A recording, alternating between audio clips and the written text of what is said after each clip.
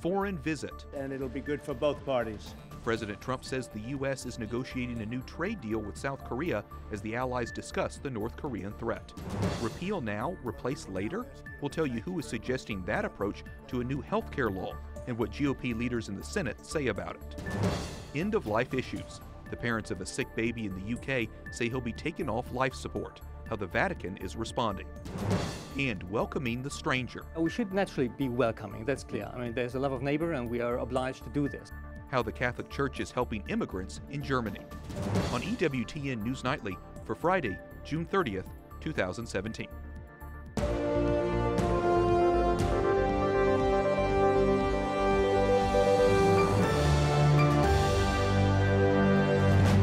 Good evening from Washington, D.C., and thank you for joining us for News from a Catholic Perspective. I'm Wyatt Goolsbee, in for Lauren Ashburn. President Trump welcomed South Korean President Moon Jae-in to the White House. The nation's new leader is in Washington to talk about trade and the looming threat of North Korea. Correspondent Mark Irons has more from the White House where they address the media. Good evening, Mark. Good evening, Wyatt. Today's meeting between President Trump and President Moon comes as the U.S. sanctions a Chinese bank that facilitates millions of dollars worth of business with North Korea. The hope is to use economic pressure to force North Korea to end its nuclear program, and that is an issue that is most worrisome to the two leaders. On President Trump's list today, narrowing the U.S. trade deficit with South Korea. We are renegotiating a trade deal right now as we speak with South Korea. But concerns over North Korea seem more pressing, the president calling the communist government a reckless and brutal regime. The era of strategic patience with the North Korean regime has failed. Many years, and it's failed. And frankly, that patience is over. The president pointing to the death of American college student Otto Warmbier, who died shortly after being released from North Korean custody. The Korean president today expressed his condolences. As a former human rights attorney myself, I am keenly aware of the significance of human rights as the universal value of humanity. But President Moon has advocated for more engagement with North Korea, a point of contention with the U.S. The Trump administration is putting pressure on Beijing to take action. One tactic, blacklisting a Chinese bank linked to illicit deals with North Korea. We are committed to targeting North Korea's external enablers and maximizing economic pressure on the regime until it ceases its nuclear and ballistic missile programs. China is pushing back against another U.S. action, today protesting a U.S. plan to sell $1.4 billion worth of arms to Taiwan. Chinese officials demanded that the deal be canceled. President Trump has tweeted that China's promise to help with North Korea has, quote, not worked out. But White House officials say the administration will continue to work with China in hopes of pressuring North Korea. Wyatt. Mark, I understand President Trump may be taking a trip to South Korea? That's right. President Moon said today that President Trump has accepted his invitation to visit the nation with the First Lady later this year, but the White House has not confirmed the trip yet. All right. Correspondent Mark Irons at the White House. Thanks very much, Mark. Chicago police and federal agents are launching a new initiative to curb violence thanks to the president. He says he is, quote, sending in federal help. Today, police, prosecutors, and agents from the Bureau of Alcohol, Tobacco, Firearms, and Explosives announced the Chicago Crime Gun Strike Force. It will target illegal guns and repeat gun offenders in an effort to reduce the deadly gun violence in Chicago. The president is also tweeting about the faltering Senate health care plan and suggesting a different approach. Capitol Hill correspondent Jason Calvi joins us with the latest. Jason. Good evening, Wyatt. Months ago, Republican leaders shot down the idea that President Trump is proposing today, the idea of separating the Obamacare replacement from the repeal, the idea being that Democrats would then attack Republicans for stripping away health care without having a replacement plan in place. Today's tweet comes as Republican leaders continue to work on their plan. Senators head home for the July 4th recess with no Republican compromise on health care. Vice President Mike Pence joined the negotiations on Capitol Hill Thursday. But today, President Trump tweeted out a new strategy. If Republican senators are unable to pass what they're working on now, they should immediately repeal and then replace at a later date. That's what Kentucky Republican Rand Paul says he wants to do with Obamacare. Here's what he told me back in March. I think we need to separate repeal from replace, do a clean repeal, and then do some separate alternatives. I have a replacement bill. House leadership has a bill. Democrats may want to have a bill. So I'd put forward several replace bills, but have a clean repeal bill, and I think a clean repeal bill will pass. In a letter to President Trump today, Nebraska Republican Ben Sasse weighed in, saying if the GOP can't agree to a compromise by the time they return from their July 4th recess, they should immediately repeal Obamacare, then cancel their August recess to work on a replacement plan. Sasse urges the president first hold all Republicans accountable to our promise to repeal Obamacare. With only one exception, every member of this Senate majority, moderate and conservative, has explicitly endorsed and/or already voted to repeal Obamacare, most recently on December 3rd, 2015. President Obama vetoed that bill, which also defunded Planned Parenthood. Back in 2015, 2 Republicans tried unsuccessfully to strip out that defunding of Planned Parenthood. We're expecting they're going to do the same this time around, but we do know that pro-life members of the House wrote Leader McConnell this letter saying to keep those pro-life provisions in place. Wyatt? Jason, is it likely the Senate can pass a solo repeal bill and then work on a replacement plan later?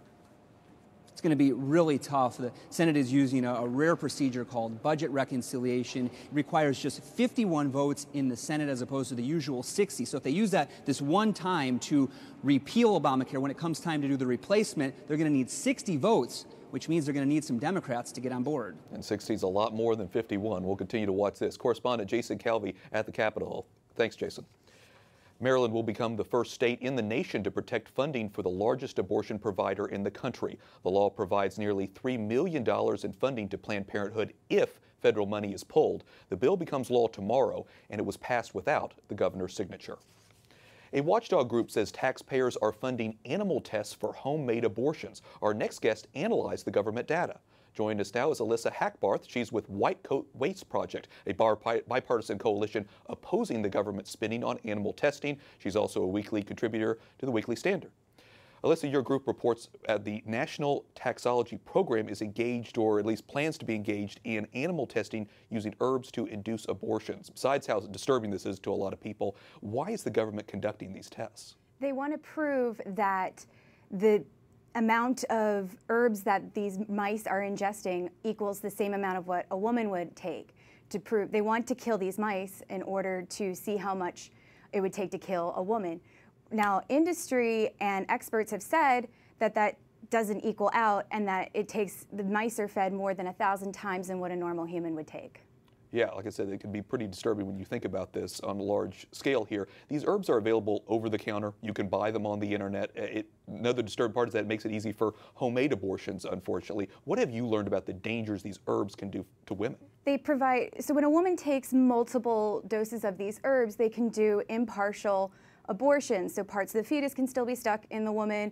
It leaves them susceptible to infection, and other very dangerous and unhealthy symptoms can arise from those.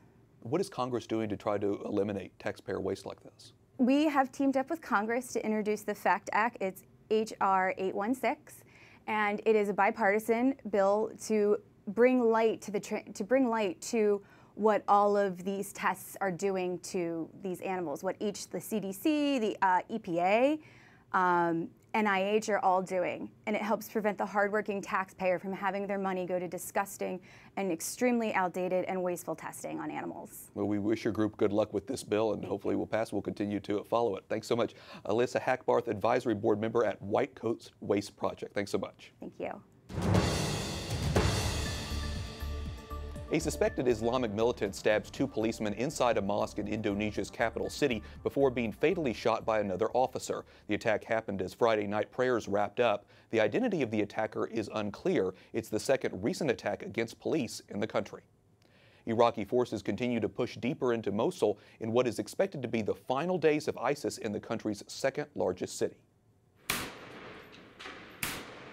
Commanders say troops are clearing key neighborhoods around Mosul. It comes a day after making significant gains against ISIS in the city. Yesterday, Iraq's prime minister declared an end to the extremist group's self-proclaimed caliphate. Lawmakers in Germany vote to redefine marriage. Chancellor Angela Merkel voted against the measure legalizing same-sex unions, but Merkel paved the way for its passage by allowing members of her conservative party to vote according to their conscience. The United Nations is warning famine in parts of Africa could be the largest humanitarian crisis since the end of World War II. The UN says more than 20 million people are facing starvation due to drought and war-induced famine. The most affected countries are South Sudan, Somalia, Nigeria, and Yemen. Coming up, emotional goodbye. The parents of a terminally ill baby get a little more time before he's taken off life support. Plus, one senator's push to declare life begins at conception.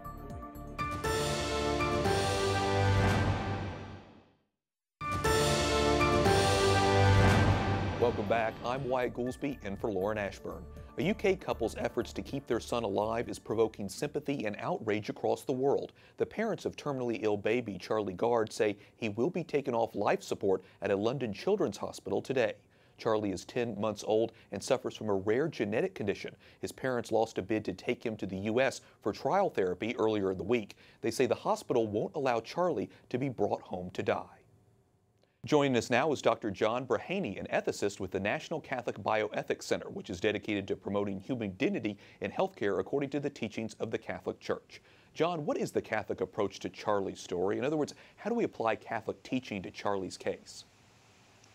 Well, the Church gives us a rich moral tradition and some very specific teachings on ordinary and extraordinary treatments.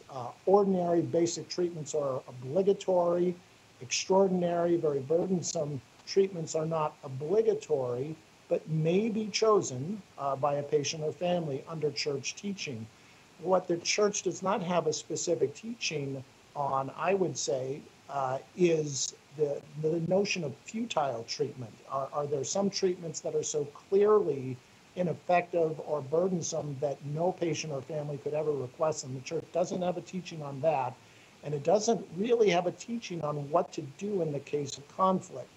Church teaching presumes that patients, families, and doctors are going to work together.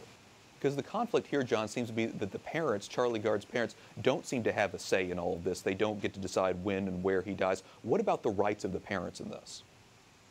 Yeah, I would have to say what strikes me as extraordinary in this case, which is very complex, and I can't say I understand all the details, but what is extraordinary is that where the parents think there is some therapy that does not in itself sound like it is burdensome, painful, or any of that, and where the parents have their own resources, they're not making any claim on the state, that the state would arrogate all the power to itself to decide this. And that is dangerous, I would say, for the state to do that, absent the most clear and compelling evidence of harm being inflicted on a patient.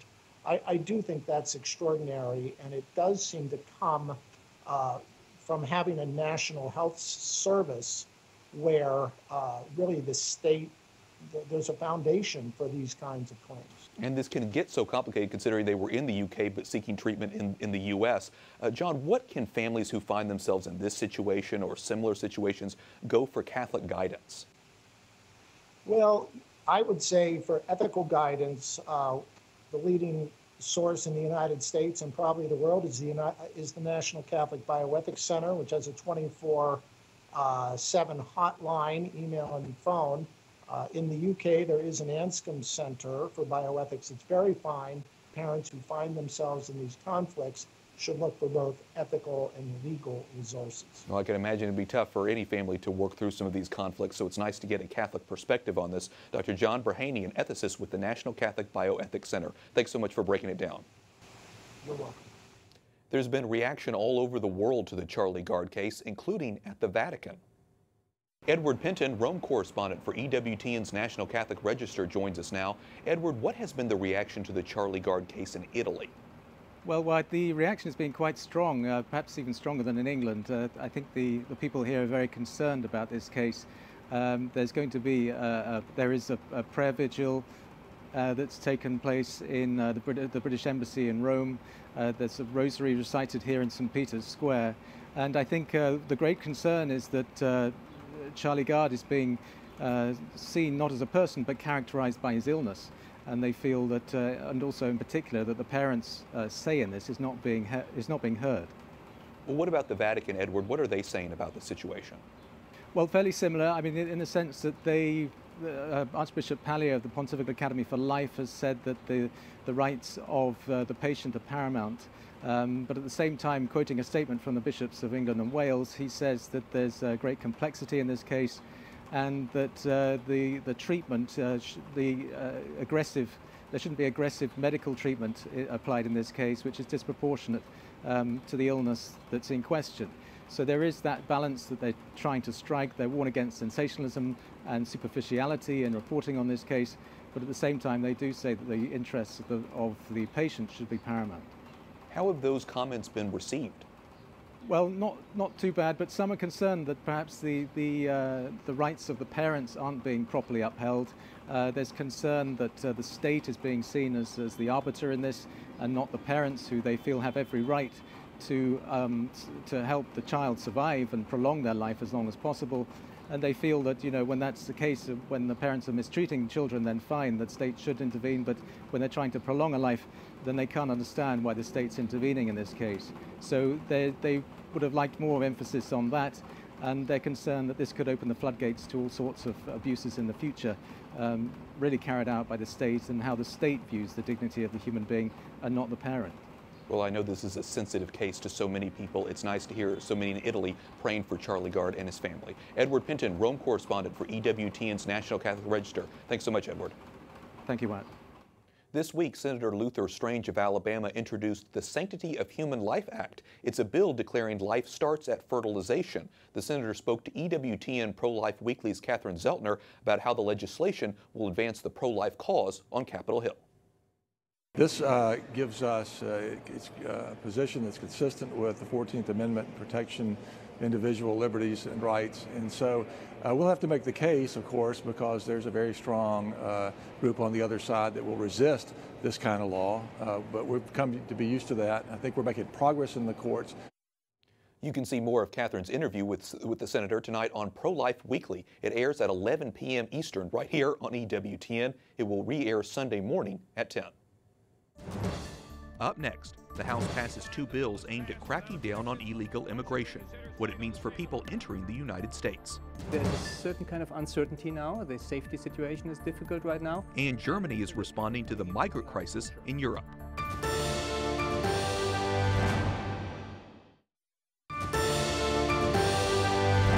Welcome back. I'm Wyatt Goolsby in for Lauren Ashburn. The House passes 2 bills aimed at cracking down on illegal immigration. The No Sanctuary for Criminals Act allows the government to deny federal funds to sanctuary cities that don't cooperate with immigration officials. Also passed yesterday, Kate's Law, which would increase maximum penalties for undocumented immigrants entering the U.S. illegally after being deported. The bills head to the Senate, where they face a hard sell. Some parishes with a large immigrant population in Texas report slightly lower mass attendance on Sundays. It's also a problem in schools in the Archdiocese of Galveston-Houston. We have kids in our Catholic schools, and they're coming in, and they're crying during the day. And why is that? They're not sure whether mommy and daddy are going to be home at night when they get back from school. Now, is that just anxiety? Yes. Is it real anxiety? Yes. Texas is the nation's largest conservative state, with leaders pushing for tougher immigration laws, but it's also one of the nation's biggest recipients of refugees and immigrants. Immigration isn't just an issue for the United States. Germany has seen an increase of refugees. Last week, I spoke to the program director of EWTN Germany. Joining us now is Martin Rottweiler, the managing editor and program director for EWTN's 24-hour German channel. Martin, immigration is such a big issue in Germany. So many immigrants are coming from places like Syria because they're looking for jobs. How do Germans address this issue of immigration? That's right. It's a big issue, immigration in Germany. If you imagine that in the year 2015 we had 500,000 people coming into the country. In 2016 it was 700,000, and this year 100,000. There's a lot of people naturally coming in, and a lot of people we don't know the identity of. Naturally there's a certain kind of uncertainty now. The safety situation is difficult right now, and naturally there are people coming in from another culture.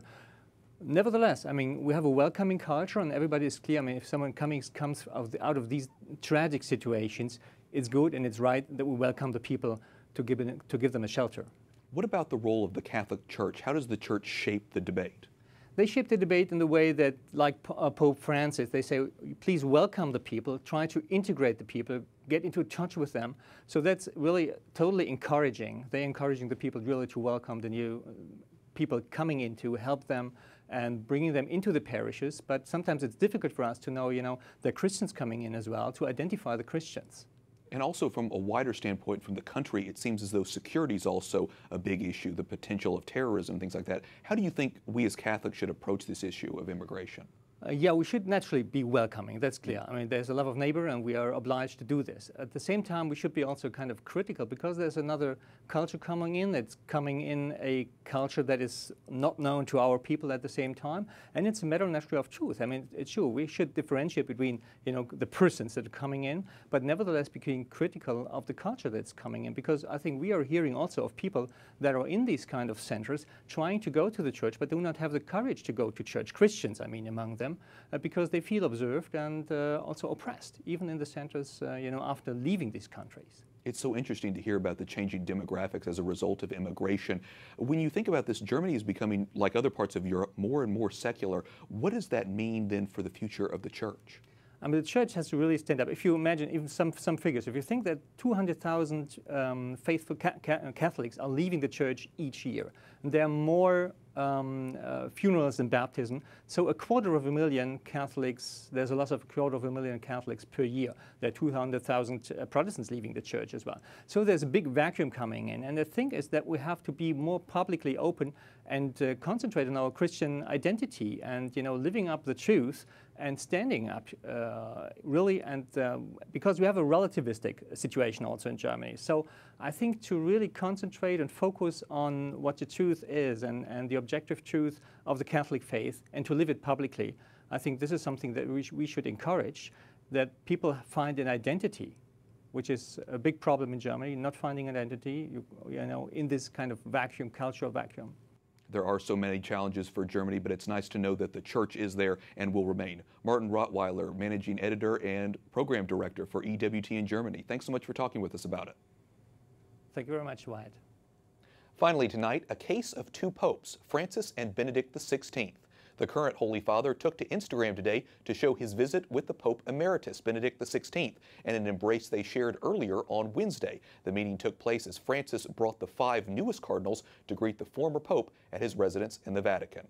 Always great to see the two holy men greeting each other in friendship. We thank you for watching this week. We'll be back next week for more news from a Catholic perspective, including our special editions Monday and Tuesday, focusing on Christian persecution and religious liberty. For the entire EWTN News Nightly team, I'm Wyatt Goolsby. Good night and God bless.